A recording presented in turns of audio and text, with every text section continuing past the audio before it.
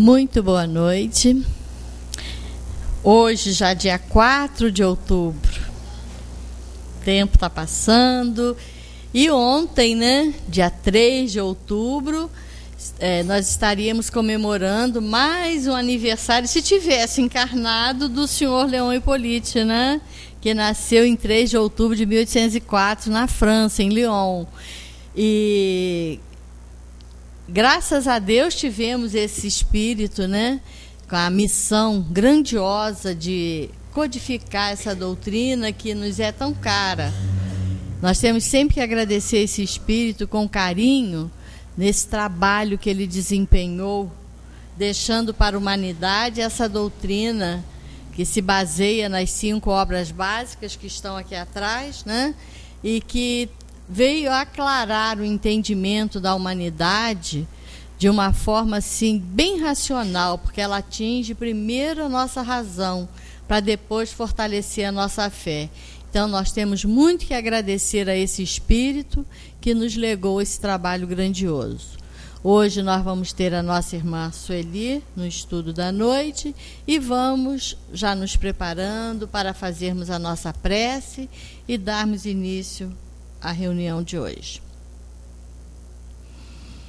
Deus querido Pai, Jesus amigo e mestre, muito te agradecemos, Senhor, por mais esta oportunidade que estamos tendo de aqui nos encontrarmos, procurando ampliar os nossos entendimentos sobre as leis de Deus à luz da doutrina espírita. Que a nossa irmã, que fará uso da palavra, receba a inspiração desses amigos espirituais que por certo aqui se encontram. Obrigada, Senhor, por mais esta oportunidade. Graças a Deus e que assim seja. E com vocês, Celi Machado. Vamos nós. Isso aí. Uma boa noite para todos nós. Cá estamos com esse compromisso do estudo dessa doutrina que Kardec trouxe, que a gente agradece todos os dias, principalmente quando a gente está diante dos problemas, né, que a gente pensa que não vai conseguir vencer, que não vai conseguir resolver. Aí sempre a gente encontra ali na doutrina um conceito, uma frase, uma página que vai consolar o coração, né? E assim a gente agradece muito a Kardec, primeiro a Deus, é o terceiro plano, né? Porque a doutrina espírita é o terceiro plano de Deus para nós. Às vezes as pessoas falam assim, mas é muita prepotência isso.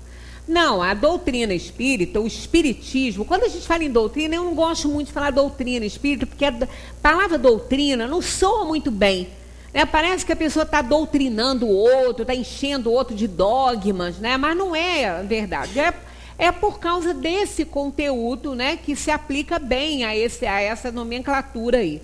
Mas o espiritismo, ele é o terceiro plano de Deus para nós, porque ele vem nos dar a responsabilidade sobre os nossos atos. Porque quando Deus planejou, né, o primeiro plano de Deus para nós foi com Moisés. Ele veio no imperativo negativo. Eu até, faz favor, pega o evangelho ali para mim. Eu não sei todo, assim, decoradinho mesmo, eu não sei todo todos os 10 mandamentos, não. Mas Moisés trouxe essa realidade para nós, né, do que não era para fazer diante do nosso próximo, das nossas ações, das nossas atitudes. Eu tinha separado no meu, vê se você... Aqui, está aqui. Esse é igual, porque eu tenho um que não é igual daqui, mas esse aqui é. Então, o primeiro plano de Moisés para nós foi isso aqui. Eu sou o Senhor teu Deus, que te tirei da terra do Egito, da casa de servição. Não terás deuses estrangeiros diante de mim. Quer dizer, o primeiro e o segundo, não tomarás o nome do Senhor teu Deus em vão. Está lá, amar a Deus sobre todas as coisas e ao próximo como a si mesmo, que é o título aqui, né, da nossa conversa hoje. E depois vem assim, no imperativo negativo, Honrarás teu... Esse aqui nem tem, né? Os outros que tem. Honrarás teu pai e tua mãe. Não, aí vem o imperativo negativo. Ó. Não matarás, não cometerás adultério, não furtarás, não darás falso testemunho contra o teu próximo, não desejarás a mulher do próximo, não cobiçarás a casa do teu próximo. Então, olha só, tudo isso aqui, não matar, não cometer adultério, não furtar, né, não levantar falso testemunho, né, de ninguém, não desejar a mulher do próximo, não cobiçar a casa do teu semelhante, do teu próximo. Então, como nós vemos aqui, são 10. É muita coisa para memorizar, né? Se bem que a gente memoriza muito mais coisa do que isso. Mas o que convém, né? Às vezes a gente memoriza uma música inteira que gosta, mas isso aqui a gente deixa passar. Então, o que acontece? Veio, então, Jesus com o segundo plano de Deus para nós. Esse primeiro foi para dar uma equilibrada naquela situação da época de Moisés, né? Que era a pena de talião, olho por olho e dente por dente, né? Talho, semelhante, pena de talião é a pena pelo semelhante, através do semelhante. Quem com ferro fere, com ferro será ferido. E então é olho por olho e dente por dente. Isso aí causou também um problemão, como vem causando até hoje, porque até hoje nós não entendemos muito bem essa questão do olho por olho e dente por dente. Quando nos fazem alguma coisa, a gente devolve em exagero para outra pessoa. Se arranca um dente, a gente fica sem vários, porque arrancou um. Então, até hoje, a gente não entendeu muito bem essa questão do olho por olho e dente por dente. Mas isso aí não é bacana, né? Isso não é elegante. Falamos aqui no domingo retrasado sobre livre-arbítrio, expiação e arrependimento. E terminamos com essa questão de sermos elegantes, de termos elegância. Por quê? Elegante vem de eligere, que significa fazer uma boa escolha em latim. Né? Então, por isso que as pessoas falam assim, aquela pessoa elegante, ela sabe escolher bem uma roupa, ela sabe se conduzir, mas esse conceito de elegante, ele vai muito além dessa questão da aparência, ele alcança a moralidade, sermos elegantes nas nossas atitudes, nas nossas relações sociais, profissionais. Então, nós precisamos ser realmente elegantes para a gente poder se livrar aí da questão da expiação, nos livrarmos de arrependimentos, porque quando a gente faz boas escolhas, a gente não tem que se arrepender. Então, nós temos que ser aí bastante elegantes nessa situação. Mas quando veio Jesus, trazendo então o segundo plano de Deus para nós, Jesus já trouxe o quê? Não mudou nada, que ele falou, eu não vim destruir a lei, né? Eu vim dar seguimento a ela. Então ele não mudou nada. Permaneceram os mandamentos, os 10 mandamentos, resumidos em 2 mandamentos. Então esse é o nosso assunto de hoje. O mandamento maior. Fazer aos outros o que queiramos que os outros nos façam. Aí é a parábola dos credores e dos devedores. Então nós encontramos isso aí no capítulo do Evangelho, no capítulo 11. Assim, os fariseus, tendo sabido que a ele tapara a boca aos saduceus, reuniram-se. E um deles, que era doutor da lei, para o tentar, que eles faziam isso o tempo todo com Jesus, né? Para o tentar, propôs-lhe esta questão: Mestre, qual o mandamento maior da lei? Jesus respondeu: amarás o teu Deus, o Senhor teu Deus, de todo o coração, de toda a tua alma e de todo o teu espírito. Este é o maior e o primeiro mandamento, que ele encabeça os 10, né? E aqui tendes o segundo, semelhante a esse: amarás o teu próximo como a ti mesmo. Toda a lei e os profetas se acham contidos nesses 2 mandamentos. Então aí nós vemos, quando Jesus então veio, Jesus trouxe o segundo plano. Qual era? Já não era mais olho por olho, dente por dente, não era mais aquela imposição da lei mosaica para acabar com aquele problemão, ou pelo menos diminuir, não é, aquela investida contra o próximo, né, que acontecia na época de Moisés. Jesus então veio dizer o que fazer. Moisés, o que não fazer? Ele veio dizer o que fazer, veio no imperativo afirmativo: amarás o teu Deus de todo o coração e ao teu próximo como a si mesmo. Então ele trouxe esse Deus amoroso. Moisés, aquele Deus vingativo, aquele Deus que punia, que se você tirasse o dente de alguém, você perdia o seu, furasse o olho de alguém, você perdia o seu. Então quem com ferro fere, com ferro será ferido. Jesus então trouxe esse segundo plano de Deus, mostrando aquele Deus amoroso, aquele Deus que é Pai, né, soberanamente justo e bom, mas que não poderia deixar de fora essa questão do resgate. Não é? Porque aquele que então não ama a Deus sobre todas as coisas e nem ao próximo como a si mesmo, vai fazer muita coisa errada, vai usar muito mal o seu livre-arbítrio. Essa conversa nossa foi aqui no domingo retrasado, e com isso vai gerar o quê? Uma série de expiações e de arrependimentos para então chegarmos ao desenvolvimento. Aí veio então Jesus com esse segundo plano. E veio então o terceiro plano de Deus, trazido por Kardec, mostrando a lei de causa e efeito. Aquele que com ferro fere, com ferro será ferido, mas não pelas próprias leis. Pelas próprias mãos, perdão. Essa lei de talião não é aplicada pela própria pessoa, e sim por Deus. Essa lei é aplicada por Deus. Então é a lei de causa e efeito. São os resgates que nós fazemos, são as expiações que nós passamos aqui nesse mundo, quando nós não aprendemos pelo bem. Então Moisés veio dizer o que não fazer, Jesus veio dizer o que fazer, e o Espiritismo veio dizer como e por que fazer. Então é o terceiro. Não é que sejamos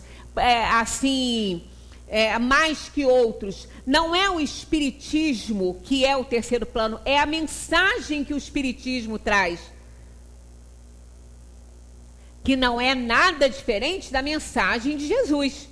Né? Então, todas as religiões vão incorporar essa ideia? Não vão ser todos espíritas, o Livro dos Espíritos já fala isso, mas todos vão incorporar essa ideia da lei de causa e efeito, a ideia da reencarnação, porque é da natureza. O Espiritismo não inventou a reencarnação, pertence às leis divinas, são leis do universo, são leis da natureza. Então, aqui se faz e realmente aqui se paga.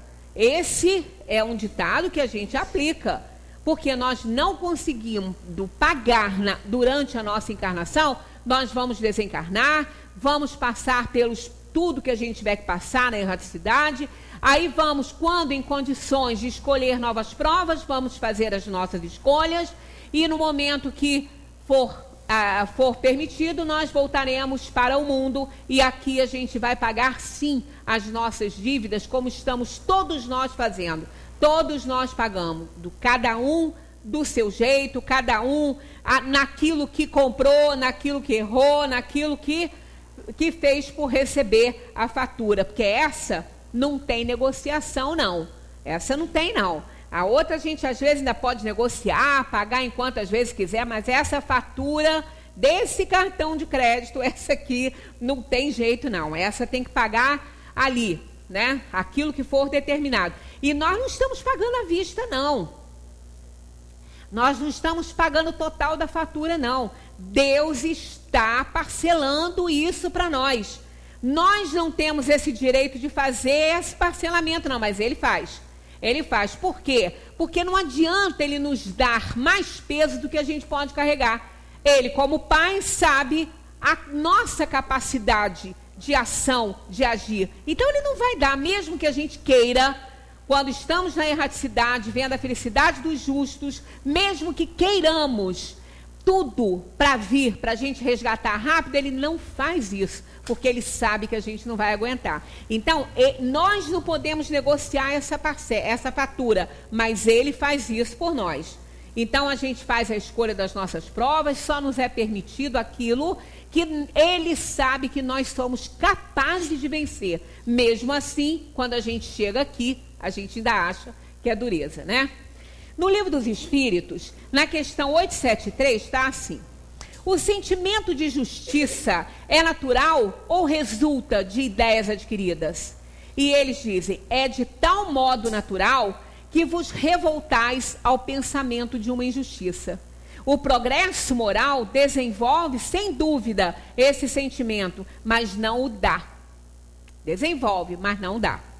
Deus o pôs no coração do homem quando nos deu aquele grande presente que foi a liberdade de ação, de pensar, de agir. Trouxemos um texto aqui muito interessante que ilustra isso. Deu o texto aqui, eu ia para o número 2 ali. Aula de Direito, vocês já devem até conhecer. Primeiro dia de aula, professor de Introdução ao Direito, olha só, Introdução ao Direito, entrou na sala e a primeira coisa que fez foi perguntar o nome de um aluno que estava sentado na primeira fila. Ele disse, chamam-me Nelson, senhor. Foi educado com o professor, né? Aí o professor diz, saia da minha aula e não volte nunca mais. Gritou, desagradável, o professor. Aí o pobre aluno, todo desconcertado, quando ele se refez, juntou suas coisas e saiu, né? Saiu, levantou-se e saiu. Todos os alunos, a classe inteira ficou assustadíssima, olhando para aquele professor com aquela conduta e se intitulando um professor, né, de Introdução ao Direito. Aí todos estavam apavorados, assustados. Devia ter um olhado para ele, o que a gente está fazendo aqui com esse professor, né? Devia ter passado isso pela cabeça dos alunos. Aí ele disse, agora sim, nós vamos começar a nossa aula. Para que servem as leis? Ele perguntou. Seguiam assustados os alunos, um olhando para a cara do outro, não sabiam nem o que iam responder, mas tinham que responder, eles estavam ali para isso, né? Então, ele disse, um mais corajoso falou, para que haja uma ordem em nossa sociedade. Aí ele disse, não. Aí o outro disse, para cumpri-las. Ele também disse, não. Aí o outro falou, para que as pessoas erradas paguem pelos seus atos. Ele também disse, não. A pergunta foi, para que servem as leis? Então, nada estava respondendo, né? Será que ninguém sabe responder essa pergunta? O professor falou. Aí, uma menina, muito tímida, quis arriscar e disse, para que haja justiça. Aí ele disse, muito bem, você acertou. Ainda bem, até que enfim que alguém respondeu a minha pergunta.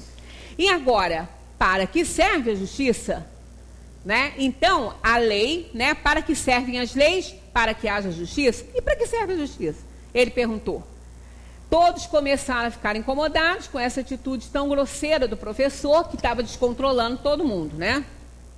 Porém, seguiram respondendo. Para salvaguardar os direitos humanos. Aí ele disse, bem, e aí? Mais? Aí falaram, para diferenciar o certo do errado, para premiar a quem faz bem. E continuou, ele, tá, ok, não está mal, porém, respondam a essa pergunta mais especificamente. Para agir corretamente, aí a turma falou, bem, nós não sabemos, só sabemos até aqui. Aí ele falou, então tá, então vou fazer uma outra pergunta para vocês. Agir corretamente ao expulsar o aluno Nelson da sala de aula? Aí todo mundo ficou assustado com aquela pergunta também, e eles disseram todos, caladinhos, disseram com os olhos, com a cabeça. Ele, então falem, agir corretamente quando expulsei o aluno Nelson da sala de aula? Aí eles disseram, não, professor, não agiu. Poderia dizer-se que cometi aí uma injustiça quando botei o aluno para fora da sala? Aí todos eles disseram que sim. Aí ele disse, e por que ninguém fez nada a respeito. Por que ninguém foi em defesa do aluno? Porque ninguém disse que eu estava errado. Para que queremos leis e regras se não dispomos da vontade necessária para praticá-las? Então a gente pede muito isso, a gente pede lei, não, tem que fazer lei para isso, não, é porque isso é falta de ter uma regra, não é nada disso. Tem lei demais, tem regra demais, não tem a pessoa educada para cumprir essas leis e para vivenciar essas regras, né? Cada um de vocês, o professor fala, cada um de vocês tem a obrigação de reclamar quando presenciar uma injustiça. Todos vocês tinham que ter feito alguma coisa. Ninguém saiu em defesa do aluno. Não voltem a ficar calados, nunca mais. Vá buscar o Nelson, falou para o outro rapaz. Disse ele, afinal, ele é o professor e eu sou o aluno do outro período. Foi uma encenação, uma aula realmente de introdução ao direito, né? Então, aprendamos nós, né? Quando não defendemos nossos direitos, perdemos a dignidade e a dignidade não se negocia. O problema é esse, é que a gente também confunde muito essa luta pelos nossos direitos. A gente faz muita confusão com isso, a gente luta muito pelo nosso direito, mas esquece que o próximo também tem. E para que o direito do próximo seja reconhecido, né, para que ele possa ter esses direitos, nós temos deveres. Então a gente luta muito pelos direitos, mas esquece que também temos deveres a cumprir para que o nosso próximo tenha os seus direitos favorecidos, né? Então, como se pode definir a justiça? Está aqui na 875 de O Livro dos Espíritos. A justiça consiste no respeito aos direitos de cada um. Simples assim. Não tem nada complicado. Nada. Só respeitar o direito de cada um. Na 876 está lá. Fora do direito consagrado pela lei humana, qual a base da justiça fundada sobre a lei natural? O Cristo vos disse: querer para os outros o que quereis para vós mesmos. Essa é o título da nossa história aqui, que tem tudo a ver com a questão da justiça e do dever.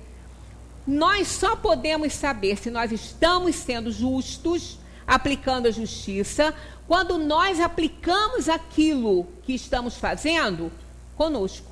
Gostaríamos que alguém fizesse isso conosco?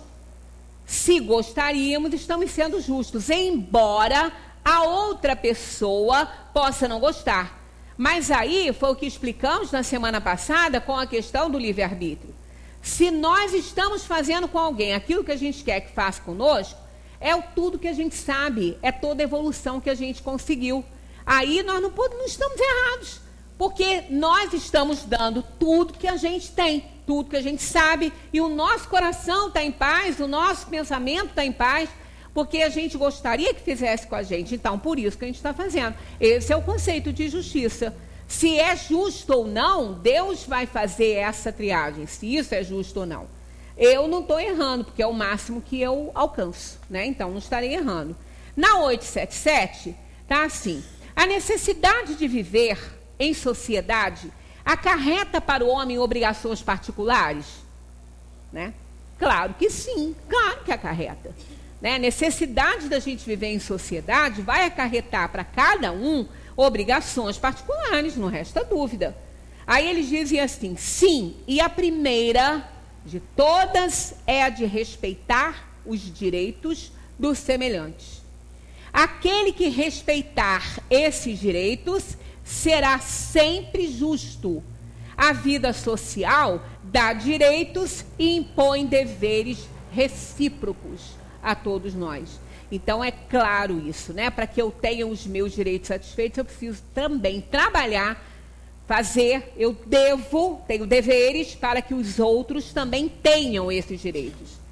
Essa força interior que nasce, cresce e viceja na consciência humana, orientando e dirigindo a nossa conduta, essa é o direito.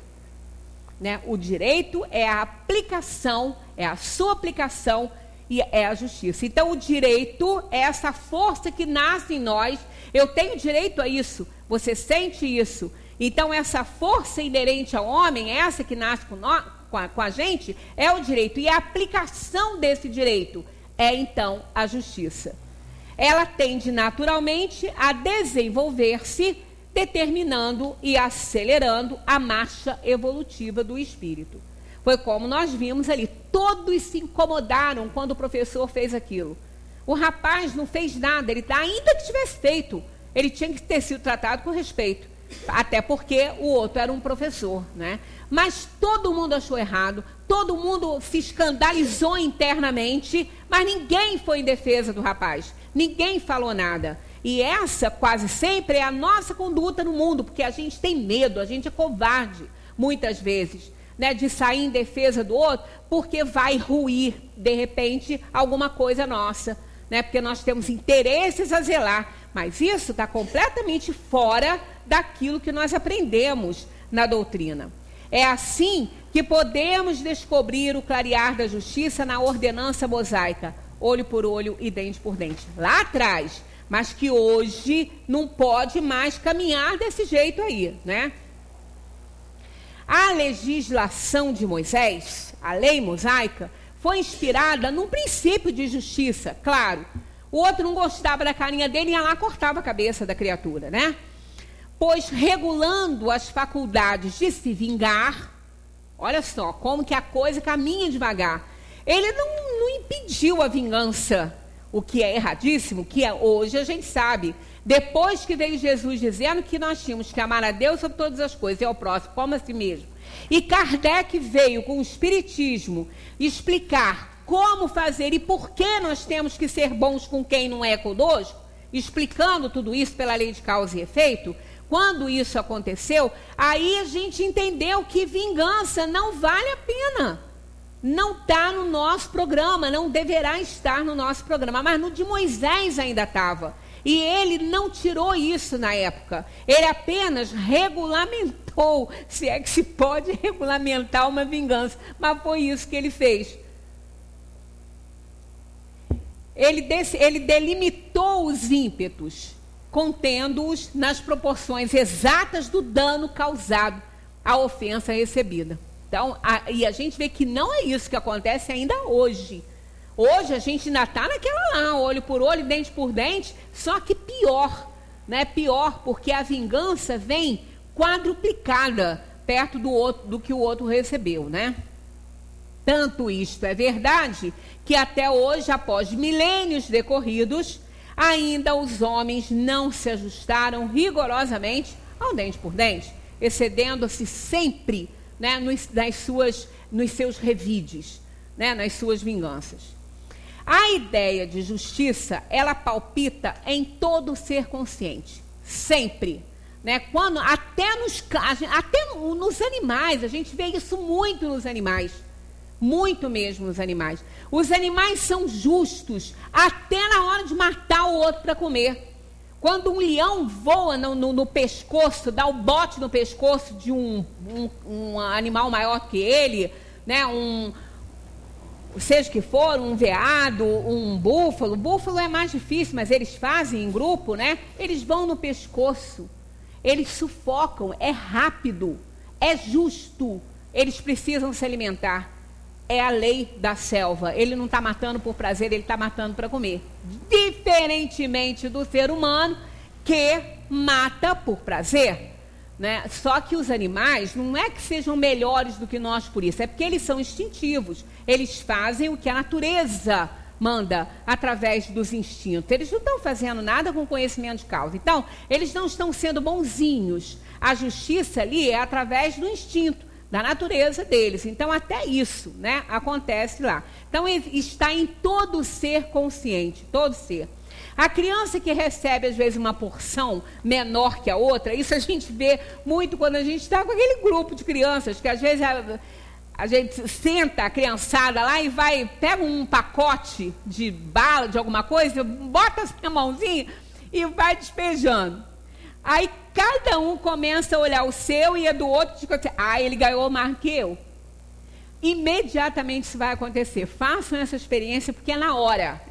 Imediatamente isso vai acontecer. Pode ser que aquele que ganhe mais não reclame, mas o que ganhar menos, vai ser na hora. Não, ele ganha. Em casa, né, irmão? Quando a gente tem os irmãos que a gente tem em casa, eu me lembro, ficávamos eu e meus 2 irmãos olhando, quando um ganhava mais que o outro, dava briga. Era assim, né? Então, ela começa ali, né, na criança ali. Alguns diriam que ser a manifestação do egoísmo, visto que foi a que recebeu menos que reclamou. Mas isso não invalida o conceito de justiça. Ele não achou justo ele receber menos. Não estava sendo egoísta. Vamos pensar. Ele não estava sendo egoísta. Ele queria receber igual o outro. Ele é egoísta se ele quisesse receber mais. Mas ele queria receber a mesma coisa.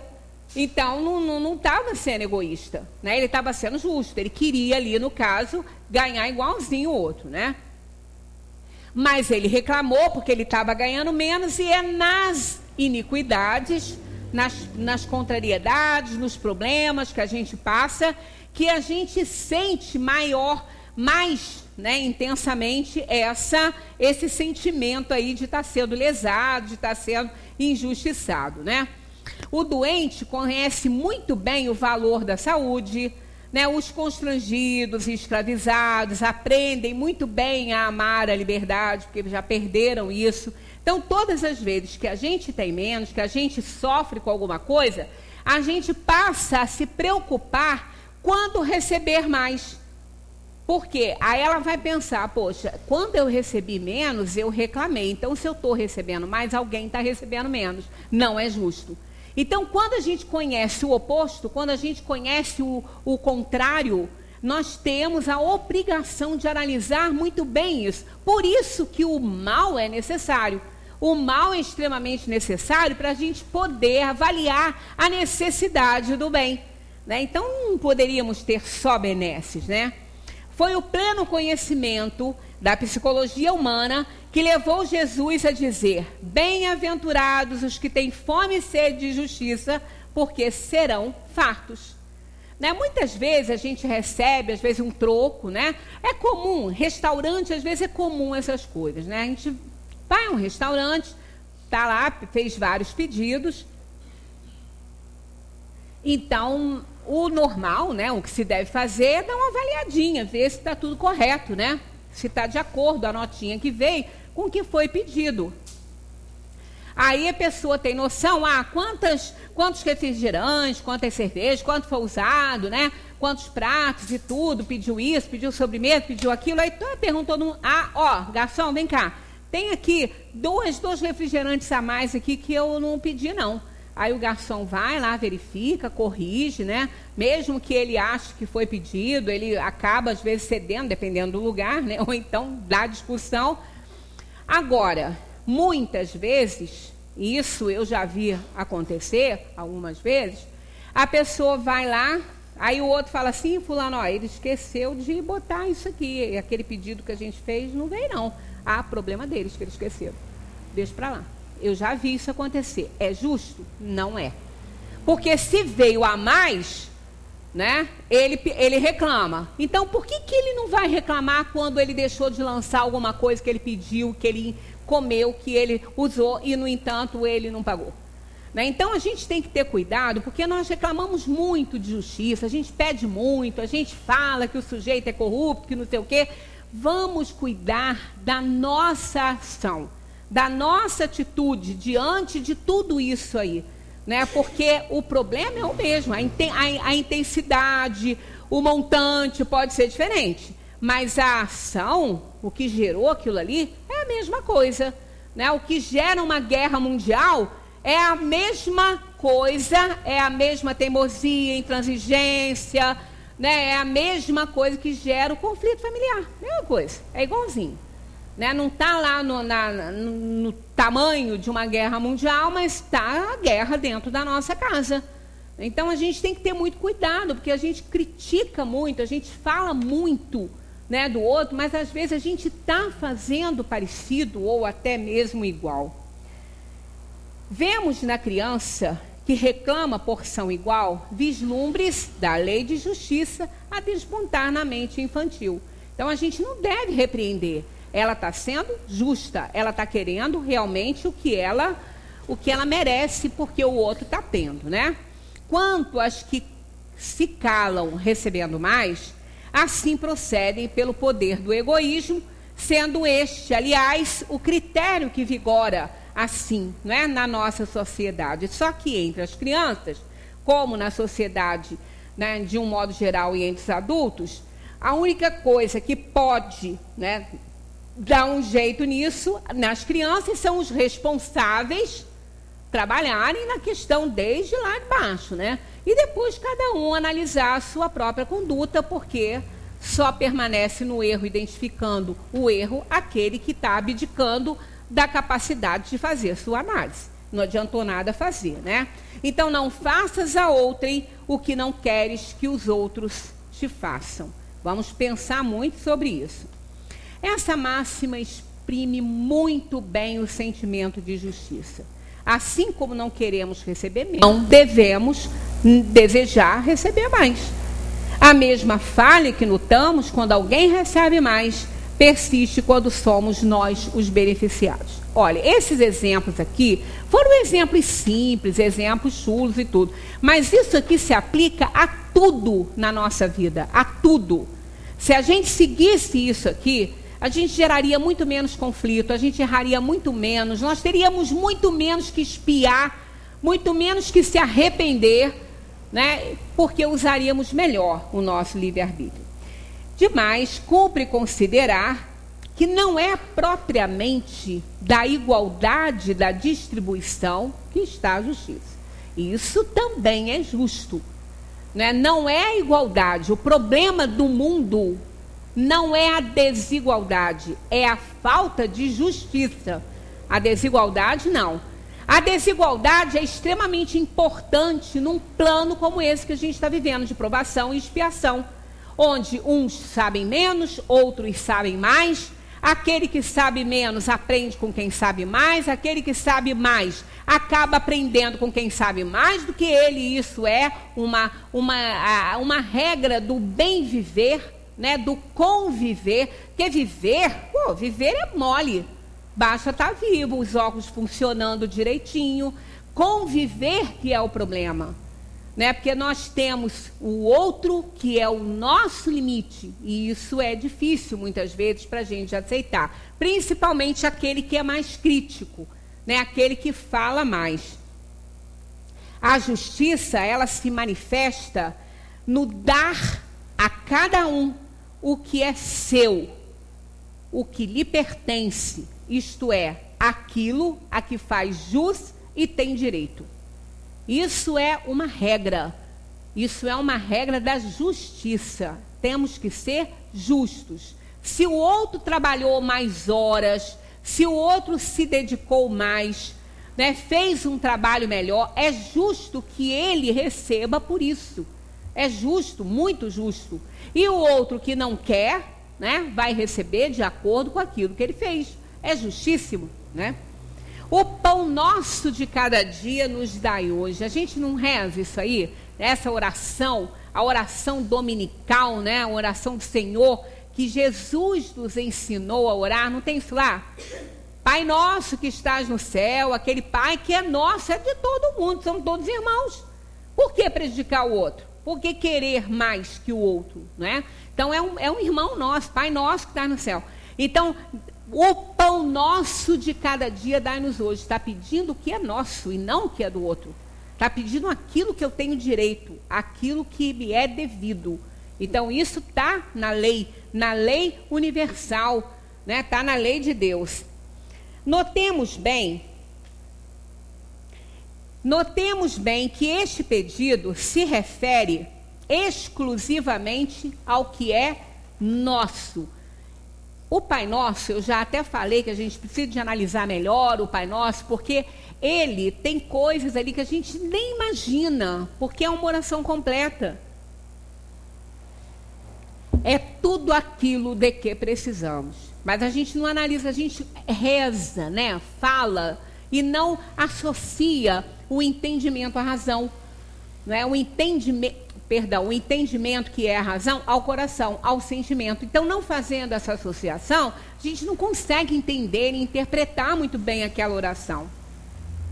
A justiça não se limita só a dar e distribuir, como pensam alguns comodistas, né?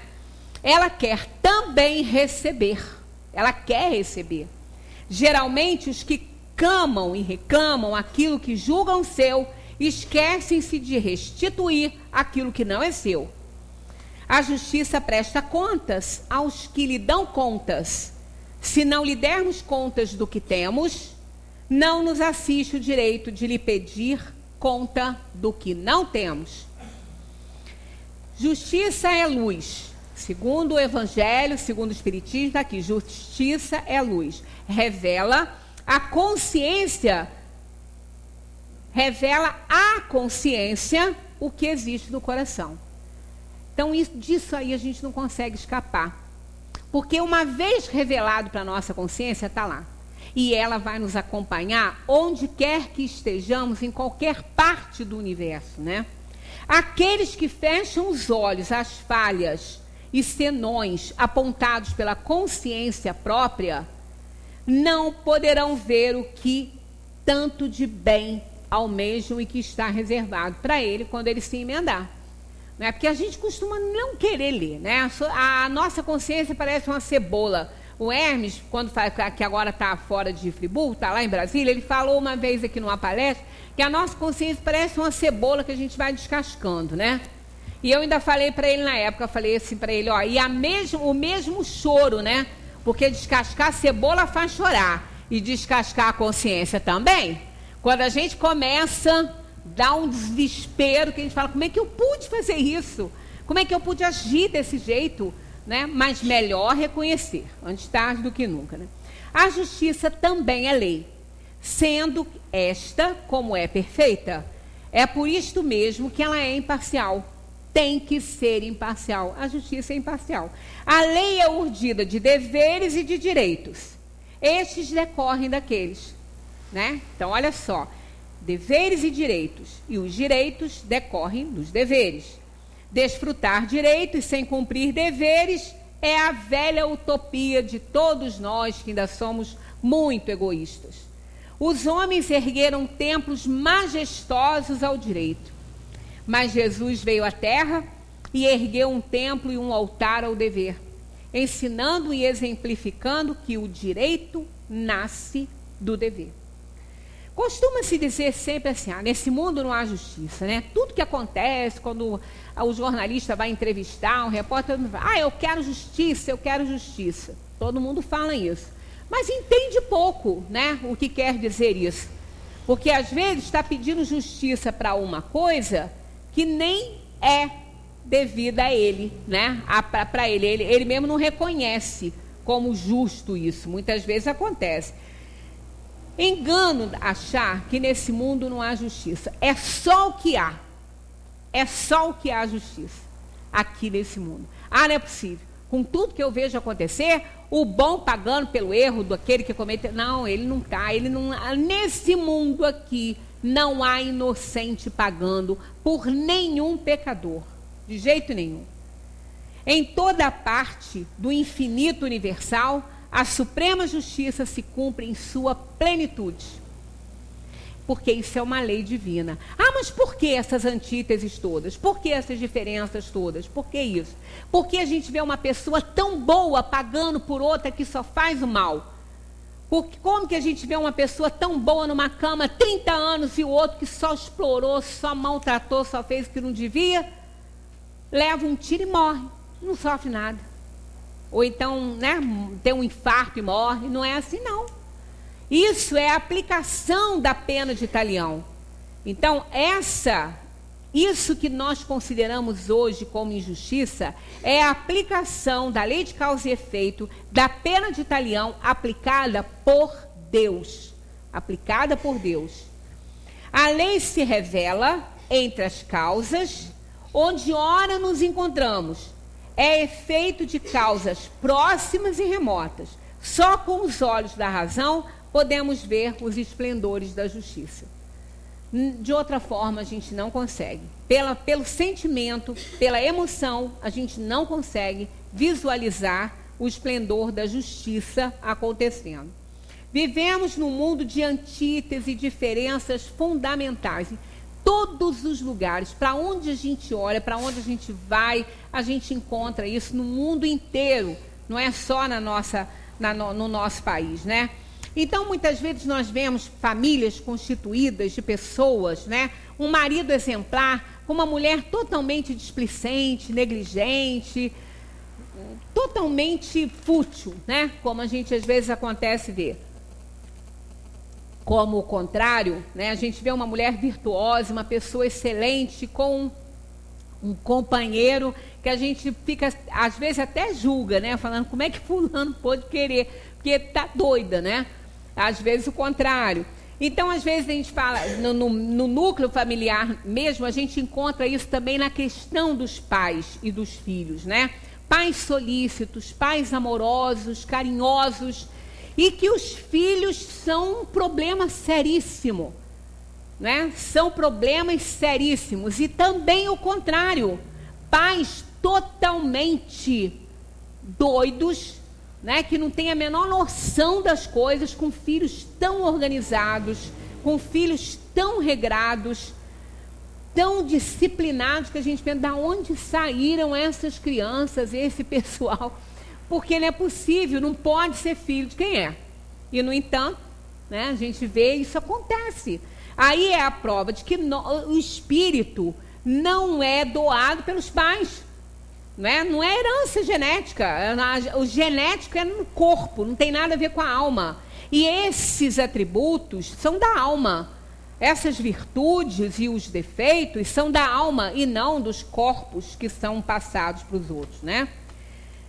Mais adiante a gente vê aí, fora do conflito familiar, fora desse conceito, a gente está sempre vendo a tristeza perto da alegria, a riqueza perto da pobreza, né? A saúde perto da doença, uma coisa terrível.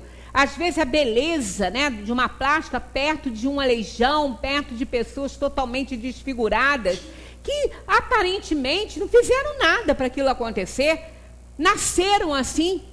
Quando perguntaram a Jesus, o cego de nascença, o cego nasceu assim, tá?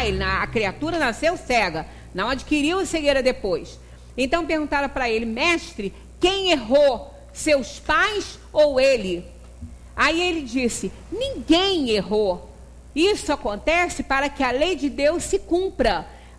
Aí as pessoas falam, tá vendo aí? Então Deus quis que ele nascesse assim, com aleijão dessa? Não. Ninguém errou. Quando ele fala isso, ele está se referindo à vida atual. Que ele fala assim, quem errou? Os pais ou o cego? Ou a criança? Né? Ele falou, ninguém errou. Realmente, aquela personalidade ali naquela vida não errou para ser cego. Os pais não erraram para ter aquele filho cego. Né? Ninguém errou. Isso está pela lei de Deus que se cumpre. Quer dizer, é a lei de Deus, a lei de talião, a lei de causa e efeito, que precisa se cumprir naquela alma, naquele espírito que está ali reencarnado. Então, ele não errou hoje. Lá no passado ele teve problemas, mas a pergunta dos discípulos foi hoje. Quem errou? O pai, os pais ou ele? Foi dirigida à atual, né, na vida dele atual. Então não se trata disso. Todas essas antíteses vão mostrando a aplicação da pena de talião, aplicada aí por Deus. Né? A gente vê a virtude abatida ao lado do vício, o algoz impune e a vítima desamparada. O tempo todo a gente vê isso, né? O gênio, uma pessoa inteligentíssima, né? Brilhando ao lado da imbecilidade, da idiotia de alguém. E isso é comum num plano de provação e expiação. é o desperdício perto da miséria. A gente vê tanta gente passando fome, tanta gente desperdiçando comida, o luxo, a fome, sempre assim, são antíteses, são contrárias, são situações que nos mostram o bem e o mal, o certo, o errado, né? Aquilo que pode e aquilo que a gente acha que não pode. Então, no mundo de provação e expiação, ele é composto dessas situações, né? Onde está, então, essa justiça? Cadê? Né? Porque Deus permite tudo isso. Eu até recebi, vê aí se você acha aí uma pergunta, acho que eu botei aqui dentro, uma pergunta aí, porque a gente está em Anjo da Guarda na terça-feira, e a pessoa falou, se existe anjo da guarda, por que tanta criança violentada, está aqui, ó, se existe anjo da guarda, como pode tantas crianças serem violentadas e mortas, recém-nascidos serem jogados no lixo, né, mortos pelos pais? Pois é, nós estamos num plano de provação e expiação, os espíritos são inferiores, e os anjos da guarda, quanto os espíritos, não estão conosco para nos livrar daquilo que nós escolhemos passar, mas eles são aqueles seres superiores que estão ali a nos sustentar a coragem, a nos livrar dos perigos que a gente não tenha que passar, mas nós temos dívidas a cumprir, a pagar, não tem jeito. Então estarão conosco, nos amparando, nos auxiliando, fortalecendo o nosso ânimo, jamais estaremos sozinhos diante da dor, da adversidade. Esse caos, onde tudo parece confuso e obscuro, é precisamente a expressão da indefectível justiça que se cumpre. É uma esplêndida harmonia surgindo de todos esses desconcertantes, desafinantes, né, de uma grande orquestra que é a nossa vida. Então não há vítimas, né, no meio de toda essa anomalia que a gente vê no mundo. Não há vítimas. Nós estamos vivendo neste mundo que é muito inferior. Os espíritos, nós encarnados aqui, somos muito inferiores. Colocamos os nossos interesses à frente de tudo, né? Não, quando às vezes precisamos de ajudar alguém, mas se vai ferir os nossos interesses, a gente não faz. A gente se cala diante da injustiça com outros seres, embora sabendo que foi uma injustiça, como aconteceu com aquele aluno. Mas pode ferir interesses, e imagina, se eu denuncio isso, perco o meu emprego, como é que eu vou comer? Né? Então a nossa preocupação é muito grande nessa área, porque nós somos espíritos inferiores. E se somos inferiores, estamos num mundo desse aí, nós estamos sujeitos a tudo isso. Para a gente aprender, não tem outra forma. Quem não aprende pelo amor, vai aprender pela dor. Então não há vítimas no meio de toda essa anomalia. O homem é senhor do futuro, mas ele é escravo do passado, né? Nós estamos nesse mundo aqui, recuperando o nosso passado nesse presente, para preparar um futuro melhor do que a gente está tendo. Estamos num planeta de reajustamento. Aqui se conjuga o passado e o presente, como eu disse, para preparar então um futuro melhor.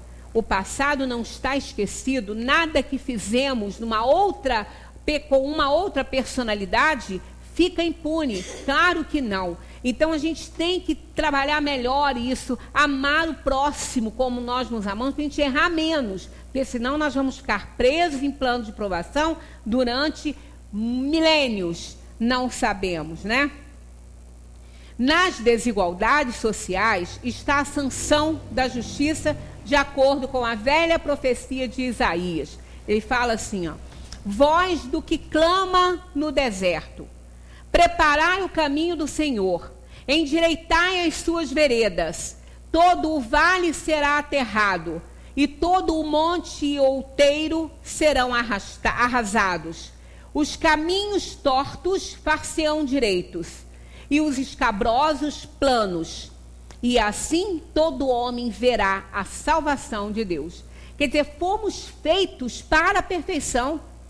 Nós estamos destinados à liberdade plena e à perfeição. Só que para isso temos que ampliar os nossos conhecimentos e a nossa responsabilidade diante dos nossos atos.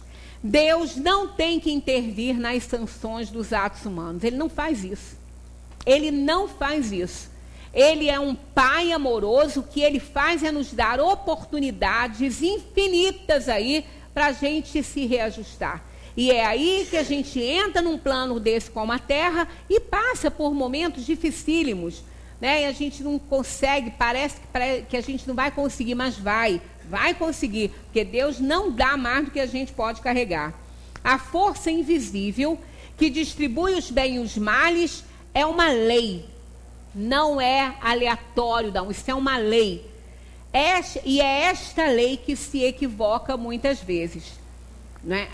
Perdão, e esta lei que não é, que a dos homens se equivoca constantemente, mas essa lei que é divina e que é de Deus, essa nunca se equivoca, pois assim é a justiça distribuída. Nosso olhar, nossa observação, nosso juízo, nosso compasso se equivocam constantemente, mas a lei de Deus nunca se equivoca, nunca. O que acontece é precisamente o que tem que acontecer. E o universo inteiro não esmagará uma formiguinha sequer, né, se não estiver dentro do seu contexto para isso ocorrer. Não vai acontecer, né? Trazemos conosco, não resta a menor dúvida isso, perfeitamente encadeados as causas e os respectivos efeitos que determinam tudo o que acontece. Não tem ninguém lá, depois que a gente desencarnar, com um dedo para a gente, mostrando, ó, você fez isso, você fez aquilo, você vai pagar isso, você vai pagar aquilo. Não. Cada ação carrega o seu quinhão de reação. Nós já carregamos os efeitos das ações que a gente está fazendo nela mesma. Então, nós sofremos o que nós procuramos sofrer. Sempre assim. Aquilo que o homem semeia, disse Paulo, isso mesmo ele colherá. Isso é justiça de Deus. Imagina a gente lá numa plantação, plantando alho e colhendo cebola. É justo isso? Não, eu plantei alho, tenho que colher alho, e daí? Só não vai ser justo na hora de sofrer o efeito do que plantamos, né? Não se anulam os efeitos das causas que criamos, nem podemos alterar o curso normal dos acontecimentos que conosco se relacionam. Bem, terminando o nosso assunto aqui, Jesus recomendou para dar a César o que é de César.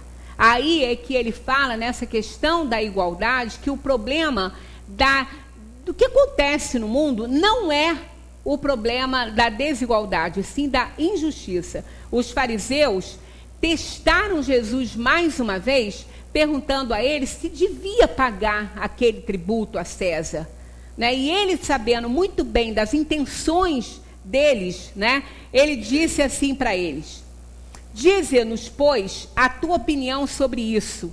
Devemos pagar o tributo? Jesus então disse para ele assim: hipócritas, por que me tentais? Apresentai-me uma das moedas que se dão em pagamento ao tributo.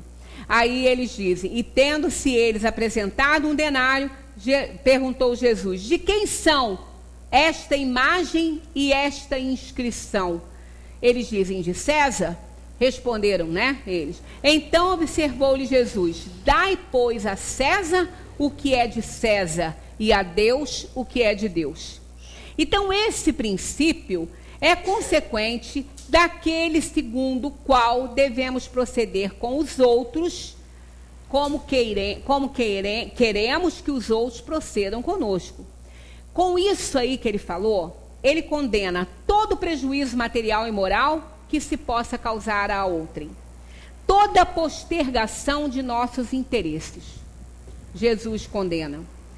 Prescreve o respeito aos direitos de cada um, como cada um deseja que se respeitem os seus.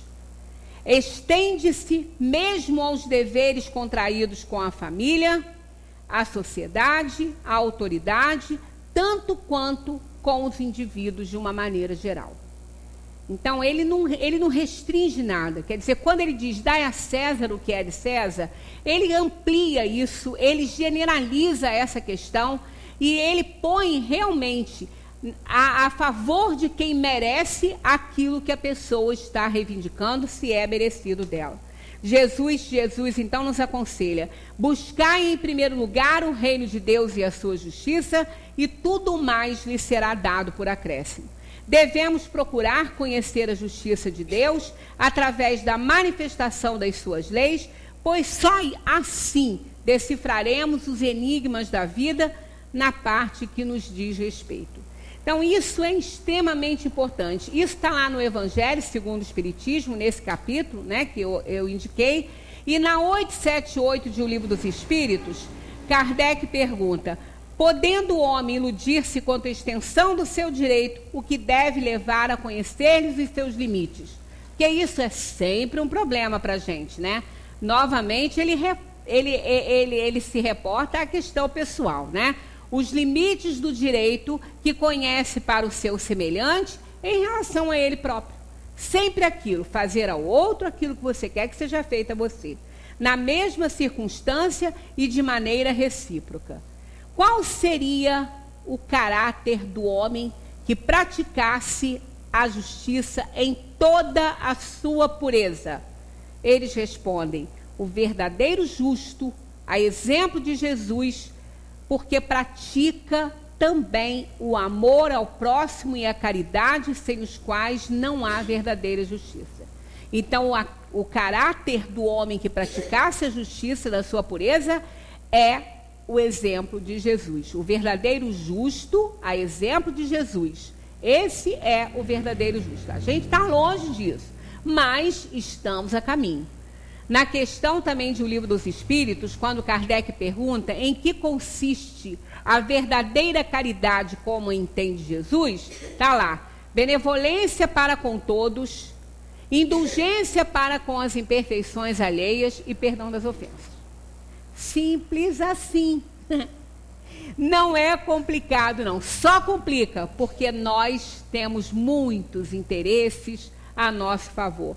Mas que a gente continue a estudar o Espiritismo e ver que isso vale a pena.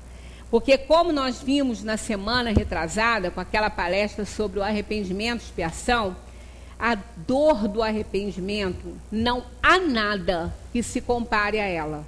E quando nós procuramos ser justos, quando nós estamos fazendo para o nosso semelhante aquilo que a gente quer que seja feito a nós não vamos ter do que nos arrepender.